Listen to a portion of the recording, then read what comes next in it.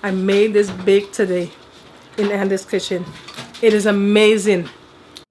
Welcome to Andy's kitchen. Today I'm going to be showing you guys how to make a fried bread that we call bake in Guyana. So I'm going to start with my flour. I'm going to use 2 cups of flour. So I'm going to use 2 cups of flour there. Then I love to put a little cinnamon in mine. A lot of people don't. But I'm going to use like a half a teaspoon of cinnamon. Nutmeg. I'm going to grate a little of this nutmeg. Fresh nutmeg I'm going to grate into mine.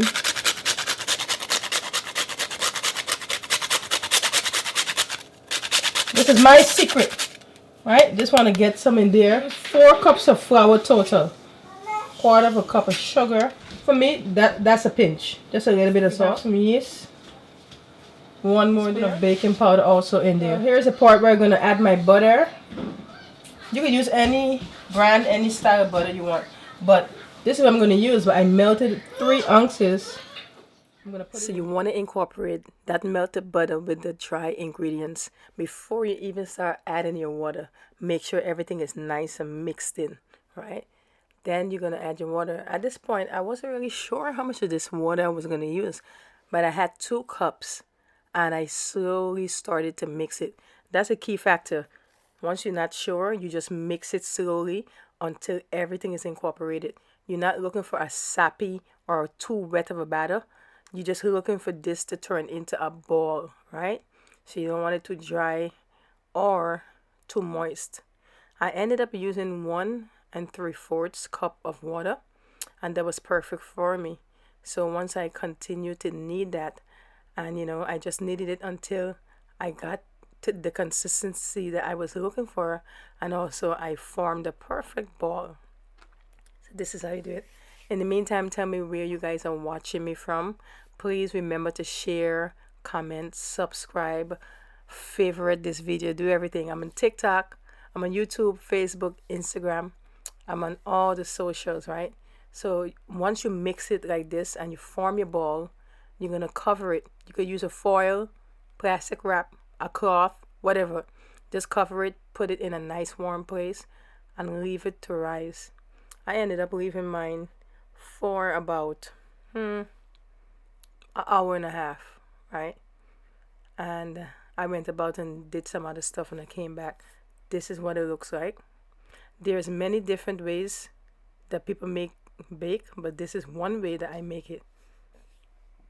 So once you have that going, you're gonna put your oil to get hot. Once your oil is getting hot, start rolling out your bake. Make a nice little small ball. You're gonna roll it. You don't want it too thin, you don't want it too thick. But me personally, a lot of people do their bakes a lot different from me. They will make it a lot thicker, like a bun, right? It's more thick. But I like my bake with a more hollow inside. It mustn't be too doughy, right? And you want that oil to be heated really good. So once your oil is hot, once you drop that bacon there and you start flipping that oil on top, it's going to start to expand. It's going to start to blow. So you're going to flip it over. I have my assistant there, and he's doing a great job of helping me in the kitchen today, right? So after about 5 seconds, he flipped it over. 5 seconds later, it is out, as you can see, right? So I put in the next one and we continue that process. So I just sped up the video so you can see. Comment down below and let me know where you guys are watching me from. I am all the way in New York City, Brooklyn to be exact, Brooklyn, New York. So let me know where you guys watching me from. I appreciate all my new followers. I'm new to TikTok, but I've been on YouTube for years. I stopped posting, so I'm glad to be back once again, right? This is a gift that God has given me, and He has spoken the word telling me to get back in the kitchen, get back on my grind, because God cannot bless the work of your hands if you're not doing anything, right? So I'm glad to be back in the kitchen. And I'm glad for the great support team I have around me. Anyways, guys, this is how the bake look when I'm finished frying it. It's soft, it's fluffy, it's golden brown. You can eat it just like this because all that flavor that you put in there earlier is, oh my God, this is smelling up the kitchen amazingly. and I'm gonna eat it with a sausage stew. This is my husband's recipe that he gave to me, and it's pretty amazing. And the video after this bake, you're gonna see how we make the sausage stew. But please join me for the next episode in Andy's Kitchen. Bye bye.